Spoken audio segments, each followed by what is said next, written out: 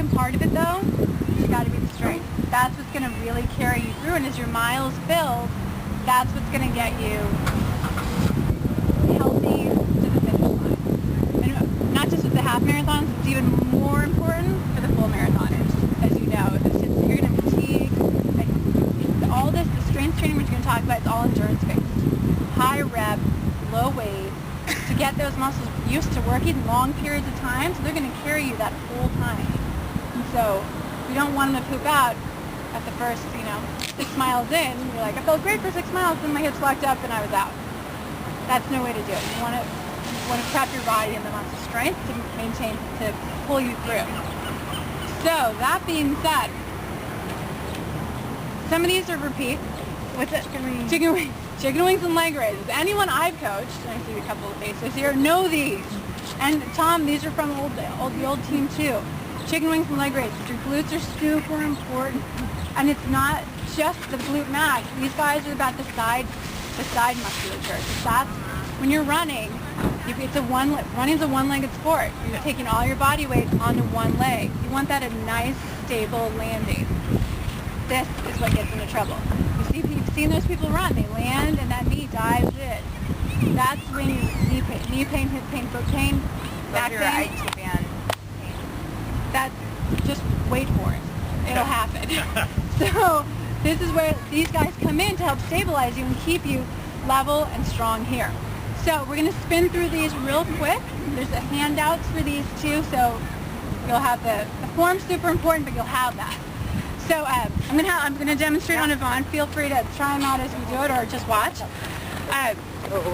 Form's super important. So you're on your side. Knees are bent. Feet are in line with your hips, in line with your shoulders. You're going to roll forward through the top side. It's going to lock that hip out, and then just lift up your top knee. You won't go bar. If you start to go too far, you're rocking and you're losing it. You're coming out of your trunk. And you'll instead. feel it in your back, like right through here, versus you should be burning right there. You're going to feel it's right in your glute. So, Chrissy, you got the right idea, but bring that hip forward a little more. I can feel it here. Okay. Yeah, so you'll be surprised. You're not going very high. A set of 50 is your first goal. 5-0. And that's that endurance part of it. After that, we add resistance. And for anyone 13 miles, 26 miles, you better be getting those rubber bands or ankle weights to give you that resistance, because that's where you need to be. That's how strong you're going to need to be to get through these. One set of 50. Chicken wings put the resistance above the thighs. The band is at the knee. Above the knees. 50 each side. Yep. One set of 50, yeah, on each side. You should be like, They'll be talking. Yeah. They'll be talking. You'll be wanting to do this. Yeah. If you don't want to do this, you're doing something, you're missing it. Or you need more resistance. And after, do a little figure 4 stretch to give yourself a break. Yeah. So second one is the side leg raise.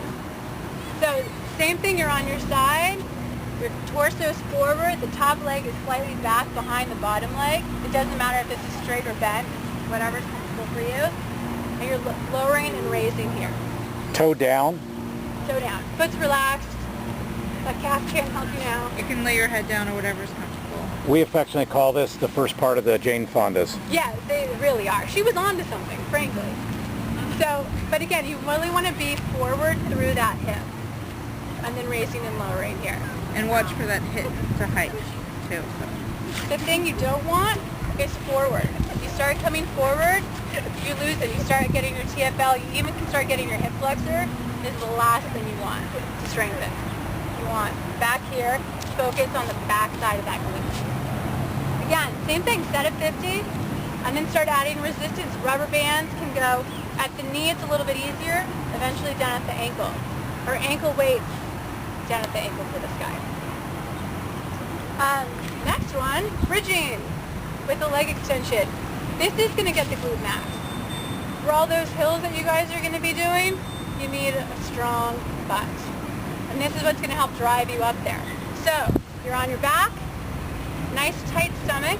So you think about that abdominal brace to really stabilize your spine, because it's just going to load your spine a little bit. So, think about drawing that belly button down towards the ground, lifting your butt up. Step 1, basic, here's your start. Keeping your thighs parallel, straighten out one leg, hold it there. I start with 3 seconds or 5 seconds. See where you're at. Then you're going to build again. Your goal is going to be 10-second holds. Switch legs. And alternate. You do 10 on each side. 10 for 10 seconds is your goal with this guy. Your hamstrings might want to cramp. You start to feel it in your low back. Just make sure you're not losing that pelvic tilt. If your butt starts to drop, your back starts to arch, you're going to feel it in your low back. You're going to say, this feels awful. I don't want to do this one. Check your form. It's super important that those abs are working to keep you nice and stable and flat here. Okay? Again, running's a single leg sport. These legs have to be able to work separately. So that's why with all this stuff that I'm going to show you guys is one leg versus the other. Symmetry is important. So, next one, planks, the almighty plank. So much of this still comes down to core strength. Your abdominals have got to work. Plus, this gets up into postural steps. So neck and shoulder people, this is really important. You need your arms and your postural ability, your postural stabilizers to hold you up. So, dropping into the plank, you can do it over. So you can start on your knees usually. For people who are new to planking, on the knees is the best way to start. It unloads things a little bit more. Super key is that, again, that pelvic tilt, nice flat back, so your butt's not up in the air, and you're not dragging down, arching. So you're neutral here, and a good shoulder blade squeeze here, so you get some good shoulder stability as well.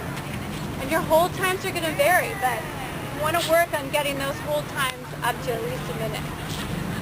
Now, if you straighten out your legs, now you've got the more traditional plank, which is great, and you can start making this harder by doing leg extensions behind you. Or arm extensions. There's a lot of places to play with it. But that core, that planking ability is super important. It's a great way. You don't have to go do a bunch of crunches. I like the plank better because it gets everything, so many things. Downward dog. Downward dog. Downward dog. Next one, side plank sucks. Plank sucks. So then, same thing. So you've got elbows right under your shoulder, good oblique contraction, abductors. Your hips are actually working to help hold you upright, all the way down. You can drop your knees if this is too much. Drop your knees down and do it on a knee. So you have room to start inner and grow with this one. Oh, I'm gonna fucking take your number down usually. Are you fucking kidding me? I already have the number, so give me my phone and pull your stuff. Last one, we'll put it all together for you guys. Because again, running, it's that single leg sport. You've got to take all your weight and catch it and land on it. So with a bullseye, which is what we call it, what we're going to do is a one-legged squat. And you're going around a circle here. So you're dropping down and out in front, side, going back and around, watching that hip, knee, and foot stay in that alignment. There's no dropping in. I like this in front of a mirror. So you can see that you're keeping that alignment.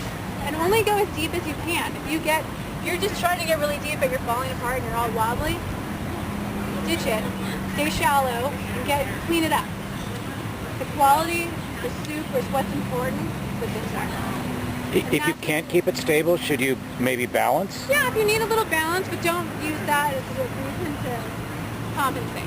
Just do a little bit so you can keep it nice and clean it, but not rely on it. And then you'll ditch the balance, because then you'll ditch the wall and you'll be able to do it by yourself. So, do you guys have any questions on those? That was a really quick rundown of those. So a question I get a lot, and you may get the same thing. What do I do if I have 10 minutes? I can't do anything else. You don't have time to go through all this stuff. My preference, chicken wings, leg raises, and plank.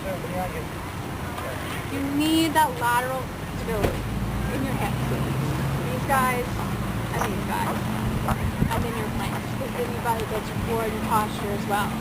I joke around with because you will get, unfortunately, people as come in as revolving doors. They'll do great. They have these tools, the toolbox, and I'm just and then you test their hips out and they're all weak again. I'm like, what happened to your chicken wings? And I'm like, I joke around with them. I'm like, these are your meat and potatoes. These are your lifers. I call them your lifers. I'm like, I'm on the floor every day doing these, so I can go out for, 10, 15 miles.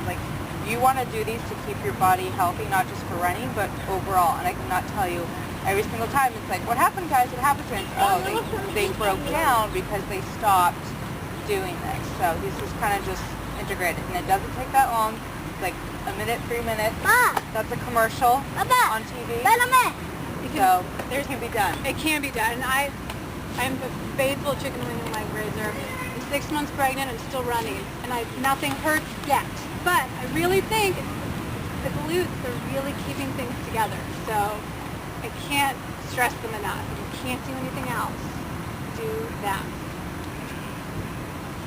Think of your glutes as kind of your second core. That's what I kind of tell people. It is definitely interrelated into kind of the muscular of your core. It is your second core. You want your core and your hips to be your foundation that you work from. Should you do them after long runs if you have a 12 or 15 mile day? Yeah. My preference after the long days is stretching, and give yourself that recovery. Do them the next day. Let the long day run be that with the stretching. Run, stretch, recover. Roll. Oh yeah, we'll get to the roller. But let that just be your day. The strengthening, if you can do it every other day, that's great. 3 to 4 times a week is plenty. You can do it on your short day runs. You can do it in your track workouts. That's great. You can work them into the track workouts. That's terrific. But the long run, let your body just recover from those. The roller.